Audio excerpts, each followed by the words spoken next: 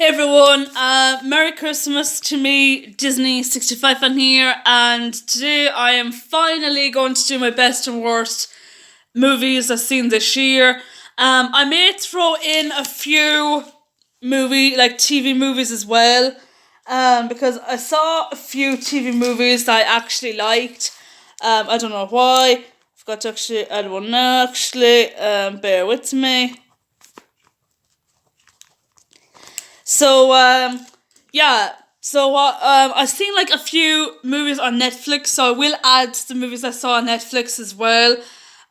Because I don't know why I saw them, and I might as well just add them as well. I even saw a few Hallmark movies as well.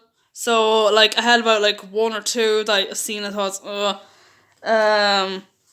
yeah, with that being said, I forgot one more thing. Hang on.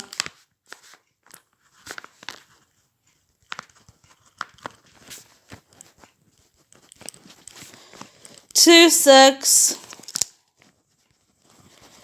Okay, so what I'm going to do first is I'm going to do my worst movies first and then my best.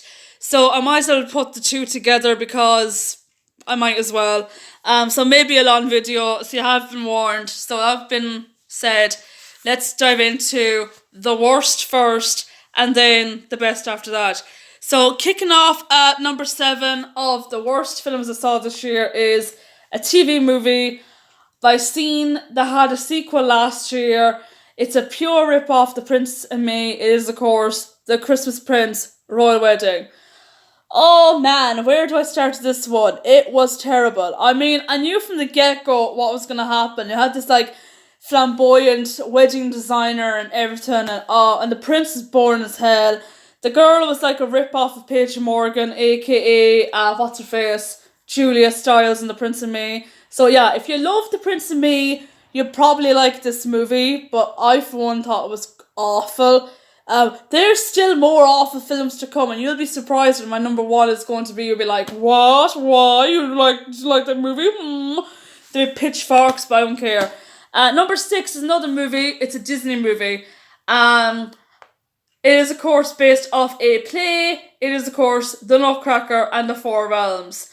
Oh god. I didn't see this movie in the cinemas. I did see it online, and I tell you, it was the worst. It was the worst Disney movie I've seen since Alice in Wonderland. It was terrible. For starters, there's no love interest. The villain comes out of is a surprise because you kind of go, huh? If you want to know who the villain is, that I have it in my review. But if you want to know who it is now, it's Keira Knightley. Spoiler alert: it's Keira Knightley as the villain. Because she's like, oh, I'm the Sugar Plum Fairy, oh god, oh god, she annoyed the fucking hell out of me. I hated her in that movie. I mean, I do like Keira Knightley. I liked her in Begin Again. I liked her in the Pirates of the Caribbean movies, but here she was god awful. That accent was like, oh, look at me, oh. I was like, what the fuck is she doing? Like, it was terrible. And the girl that was Clara, she was in Breaking Dawn Part 1 and 2 as Edward and Bella's daughter, Reminisce, Cullen, Mackenzie Foy, and oh god, it was boring. It was such a boring film. It was a rip-off of Alice in Wonderland, and I did not like it at all. Number 5 is a movie that I seen on Netflix about a few days ago.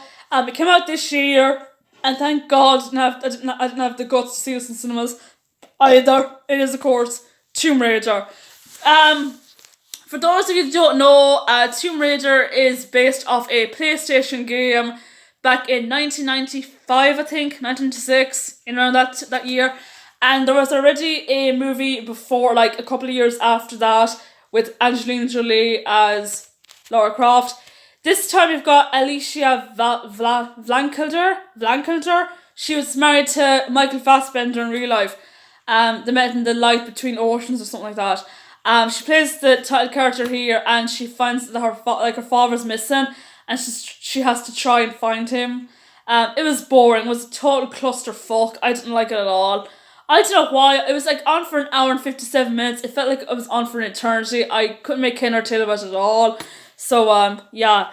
Number 4 is a movie that no one ever talked about. It's another Netflix movie that I saw this year that I was that I came across. It's of course The Little Mermaid. Now, The Little Mermaid 2018 is not a patch on the cartoon one, which is like the one with Ariel and Prince Eric, the one with Georgia Benson and Christopher Daniel Barnes. It's not a patch on that one. It's such a mess. It's like think of The Greatest Showman meets Water for Elephants with a mermaid, and you pretty much get it. And you got this voodoo dude who is using her for her soul. Yeah, he's like Hades from Hercules, where Hades in Hercules was selling Mega's soul for his oh god, it's a clusterfuck. I hated that movie. I hated The Little Mermaid. It was terrible. Number 3 is a movie that is based off the film that came out 3 years ago. No, 2 years ago actually came out. But it was supposed to come out that year with The Jungle Book, but it didn't come out with The Jungle Book. It is, of course, Mowgli, Legend of the Jungle. Where do I start this one? It was terrible. I mean, I thought it was absolutely terrible. If you love the Disney version, like the cartoon version, or the one that came out in 2016, then stay away from this version. It is terrible. The animation, like the CGI characters are god awful. I was like, oh my god. They were like, I don't know what they were. They were like something of a PlayStation game. I don't know. It was terrible anyway. Did not like that movie at all. Number 2 is a movie that I saw as well as on Netflix. It stars Sandra Bullock, John Malkovich. It is, of course, Bird Box. Another clusterfuck movie starring my favourite actress of all time. Why does she have to star in this film? I have no idea. It's like her first horror movie. I didn't make head nor tails of this movie. It's about this woman who like has to blindfold herself. Because if she doesn't, like, she'll die. And like so many people, like, they get killed each time. Like, one person stands in front of a lorry and gets killed instantly. There's like beheading and everything. And I was like, oh my god. I mean, it was terrible. It was so bad. I didn't know what the plot of it was. It was like something of a B horror movie. I did not like that film at all. And leads me to number 1 of the most disappointing, worst films I have ever sat through in the cinema. It is, of course, Avengers Infinity War. Now, I know a lot of people might like this film, but for me, I absolutely hated it. It was such a disappointment. I mean, I liked the last one, the Age of Ultron, but this one was terrible. I mean, it was all over the place. There were so many people dying. Spoiler alert, nearly half the superheroes die in the movie, and I was like, oh my god, it was terrible. So yeah, that is the worst of the bunch that I've seen this year. Now for the good. Okay, I might as well, like I said in the beginning of the video, that I might as well have the best in this as well. So if you're tuning in, the best is starting at 8:23 minutes. So that being said, let's dive into the best of the year for me. Now, before I begin, I have honourable mentions. Some are TV movies. You'd be surprised what they are. I liked them anyway. Jurassic World Fallen Kingdom. I liked it. Some people didn't like it. I liked it. Ocean's 8. Good film. Robin Williams, Come Inside My Mind, which is based off the life of Rob Williams, who passed away on August 11th, 2014. The Princess Switch. I liked that movie. I don't know why. I actually liked that movie. And Royal Matchmaker, which I don't know why, but it's a guilty pleasure of mine. I liked it anyway. So, yeah. Okay, number 10 is a movie that is very underrated. Not many people have actually talked or spoken about this film. It's actually part of the LGBT community. It is, of course, Love, Simon. This movie, like I said, is an LGBT movie which stars, oh god, I forget the guys, is it Nick Kazovitz or something? He plays this guy called Simon, who of course is in love with a guy that he met online. Never saw his face, but he goes by the name Blue, and he has to try and wonder who this Blue is. There's a twist in this movie, like there's kind of like a few like twists, like it kind of goes to one guy and go, oh, this has to be him, or another guy, oh, that has to be him, or that has to be him, that has to be him. And then I was surprised by the actual climax. I was like, oh, it was you. Okay. It also stars Jennifer Garner and Josh Duhamel, who plays Simon's parents in the movie. I thought it was a very good film. Sadly, it didn't get in DVD, but I may track it down in the new year if I see it in golden discs or whatever. CX, I'll probably get it in the new year. So yeah. Number 9 is another Christmas classic. You could say it's a Christmas classic. Saw it on Netflix this year. This month actually. Very good film, by the way. It's The Christmas Chronicles, which stars Kurt Russell, his actual stepson Oliver Hudson, and Joanne from Father of the Bride, Kimberly Williams Paisley, and it tells you about this these kids who they do a video every year of Christmas, and it turns out that one of the the little girl, she spots Santa Claus, and she one night does this video of Santa Claus to kind of track him down. But of course, it turns out that she was right. There was a Santa Claus, and herself and her brother, they go to the North Pole with Santa Claus to retrieve the presents and help him out. And yeah, it's a good film. I really enjoyed. So yeah.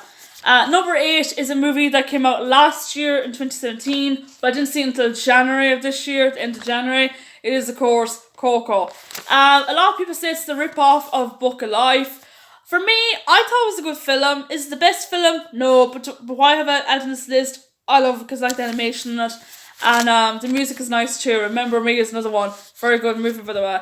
Yeah, if you like the Book of Life, you'll like this one. Number 7 is a movie that surprised me because I hated the first one, even though I got the first one for Christmas because it came with the sequel. So I said I might as well get the two of them to correspond to two. It is, of course, Mamma Mia 2. Here we go again. This movie has got a lot of flashbacks in it, relating to Donna, who was played by Meryl Streep in the original one. This time she's played by Lily James, as her character was killed off. I don't know how she died. She probably died of cancer. I don't know how she died. It never explains in the movie. There's a lot of new songs in the movie, like When I Kissed a Teacher, or what's the other one? I think, yeah, Dancing Queen was in it as well. And there's a few other ones as well. It's a feel-good movie. I enjoyed it. The only issue I had was Pierce Brosnan, who hadn't a note in his head. But for me, it was a feel-good movie, and I loved it, so yeah. Number 6 is a film that is another sequel, of a film that came out in 2004. It is, of course, The Incredibles 2. This movie is all about the Incredibles family who come back, and there's this new villain, there's a twist involved, and have to try and save the world again. It's a good film, good sequel, and I enjoyed it. Number 5 is a movie that I saw last Sunday gone. My mum and my brother thought it was boring. I thought it was good. It is, of course, Mary Poppins Returns. It's a sequel.